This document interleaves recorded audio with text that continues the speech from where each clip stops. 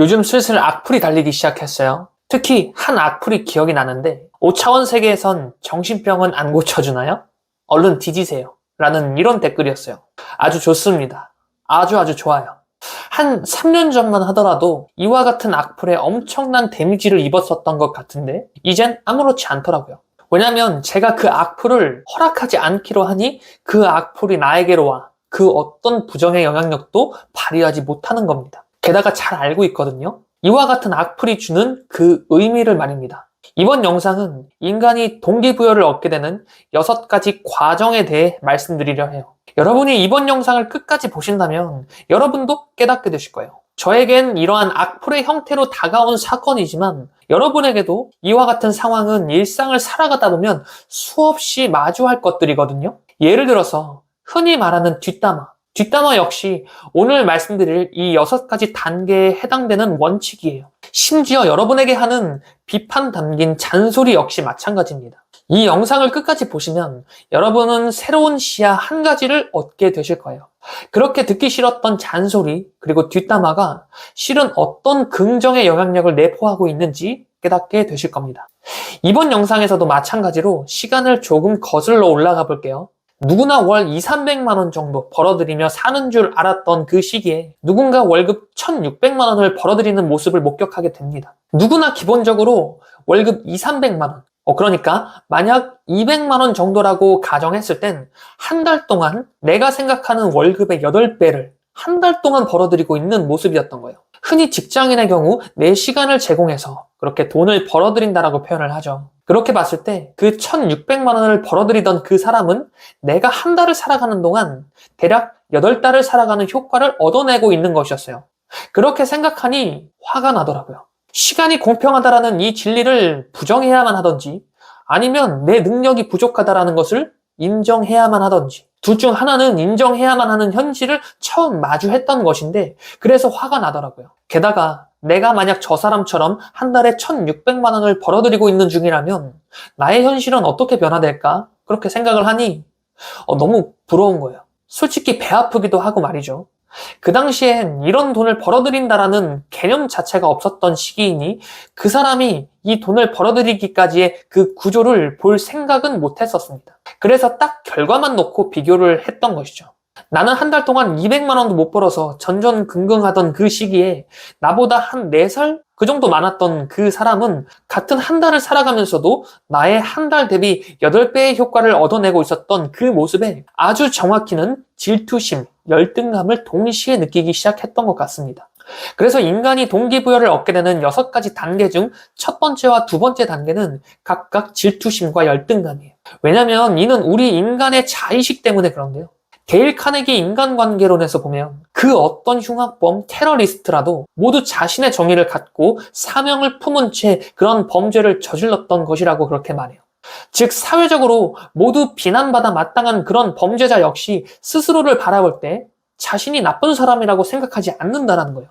인간은 자신이 중요한 사람이 되고 싶다는 욕망을 지닌 채 그렇게 살아가는 동물이기에 내가 틀렸다라는 사실을 맞이해야만 하는 그 순간을 마주하기 두려워합니다. 생각해보세요. 내 생각엔 정말 저 사람이 100번 잘못한 게 맞아요. 그래서 그 잘못을 상대에게 지적했을 때 대체로 어떤 반응이었나요? 아마 고분고분 말을 들어주며 그래 내 잘못이지 라고 말하는 사람은 정말 드물었을 거예요. 그래서 데일 카네기는 인간관계론에서 말합니다. 누구를 비난하고 비판하는 것만큼 어리석은 일은 없다라고 말이죠. 저의 경우도 마찬가지예요. 자, 생각해보세요. 지금까지 월급 200~300만 원 벌어들이는 게 직장인의 평균의 삶이라고 생각하며 그렇게 살아왔어요. 그런데 어느 날 목격하게 된 장면은 누군가 한 달 만에 1,600만 원을 벌어들이는 모습을 보게 된 겁니다. 제가 느낀 첫 번째 감정은 질투심이었어요. 만약 이 이야기를 지금 여러분처럼 누군가 그저 이야기의 형태로만 그렇게 전하는 얘기를 들은 거였다면 아마 저는 이렇게 말했을 거예요. 사기치지 말라고 그렇게 말했을 겁니다. 말도 안 되는 소리라며 그 이야기를 애초에 듣지 않으려 했을 거예요. 그래서 사실 질투심, 열등감의 감정 이전에 만약 책이나 어떠한 매체를 통해 그렇게 동기부여를 얻게 되는 과정 중에 있다면 이 6가지 단계가 시작되기 이전에 가장 먼저 그러니까 0단계, 그 0단계에는 부정의 단계가 포함되게 됩니다. 현실을 부정하며 외면하려고 하는 거예요. 하지만 저는 제 눈으로 직접 목격하게 되자 이는 부정할 수도 없는 아주 명백한 현실을 마주하게 된 겁니다. 만약 그 사람이 저에게 의도적으로 통장 계좌를 열어서 보여주는 형태로 그렇게 보게 된 거였다면 아마도 이건 100% 사기라고 그렇게 생각했을지 몰라요. 그런데 저를 교육하고 있던 와중에 문득 알람이 울리게 되면서 제가 먼저 그분의 핸드폰을 바라보게 된 거였어요. 그래서 오히려 제가 그분에게 이야기를 했죠. 알람 온 것 같은데요. 그런 현실을 내 눈으로 직접 목격하게 되자 오히려 이 현실을 부정하려는 생각보다는 나 스스로에 대한 열등감으로 빠르게 번져가기 시작했습니다. 그리고 동기부여를 얻게 되는 6가지 단계 중 3번째 단계는 화가 나기 시작해요. 여태까지 내가 잘못 살아온 것 같은 그런 느낌을 받게 되면서 도대체 저 사람과 내가 뭐가 다르기에 난 저렇게 되지 못하나 라는 그런 생각이 들게 되는 거예요. 아마도 제가 바라보기에 그 1,600만 원을 벌어들이고 있는 그분의 모습이 진짜 아주 넘사벽일 정도로 현실감이 없는 존재처럼 느껴졌다면 전 이런 생각조차 못했을 거예요. 아마도 그저 나랑은 다른 세계에 사는 사람이니까 하고 그렇게 생각하고 말았을 거예요. 그런데 제가 당시에 판단했을 땐 전혀 그런 모습이 아니었거든요. 그냥 흔히 학교 선배 정도의 그런 모습. 게다가 공부를 잘하고 우등생의 그런 선배가 아니에요. 그저 잘 놀고 사교성 좋을 것 같은 그런 선배들 있죠. 그저 그런 모습 정도였기 때문에 저는 그 사람과 저를 적극 비교하는 단계까지 도달하게 됩니다. 그렇게 비교해보니 나 스스로가 전혀 꿀릴 게 없다라는 판단이 들더라고요. 그런데 나의 현실은 저 사람과 정확히 8배, 아니 그 이상 차이가 나고 있었습니다. 그래서 그때부터 화가 나기 시작하더라고요. 그래서 다짐하게 됩니다. 나도 월 1,000만 원 버는 사람이 돼야겠어. 그래서 4번째 단계는 비로소 동기부여를 얻게 됩니다. 그런데 이 4번째 단계에서 얻는 이 동기부여는 실은 반쪽짜리에 불과해요. 반쪽짜리 동기부여.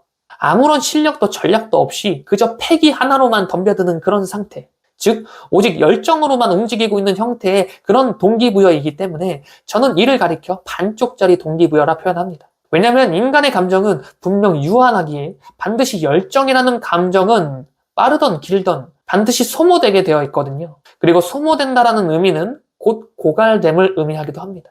열정이 고갈되면 어떻게 될까요? 바로 5번째 단계인 좌절의 감정을 얻게 됩니다. 누군가는 이를 가리켜 실패했다고 표현하기도 할 거고요. 그제서야 나의 현실을 있는 그대로 자각하게 되면서 스스로 메타인지하는 단계가 바로 5번째 단계인 좌절의 단계입니다. 그리고 이때부터 진짜 게임은 시작되어요. 돌이킬 수 없는 강을 건넜다라고 생각하셔도 좋습니다. 생각해보세요. 왜냐하면 나 스스로도 그 1,600만 원을 벌어들이던 그 사람보다 뒤처진다라고 판단하지 않았거든요. 그 사람도 분명 가능했는데 내가 안 된다라는 건 말이 안 된다는 그 생각까지 도출해내게 되어 4번째 단계인 동기부여를 얻게 된 것이었는데 5번째 좌절의 단계에서 곧바로 그 사람보다 내가 못났네 하고 이렇게 인정하지 않거든요.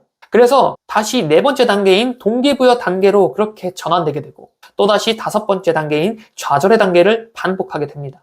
자, 이때부터는 인내의 싸움이에요. 그리고 이때 누군가의 성공 스토리라든지 자기개발 교육, 실질적인 어떠한 스킬을 익히는 등의 이런 과정을 통해 점점 나의 실력을 높여가게 됩니다. 자기 스스로도 인지하지 못하게 아주 서서히 실력이 올라가게 되는 거예요. 저는 이 과정을 최대 3년 정도를 반복하게 되면 인간은 반드시 변화된다라고 확신합니다. 열정의 온도에 따라서 누군가는 1년도 안 되는 시간에 이것을 해내기도 하죠.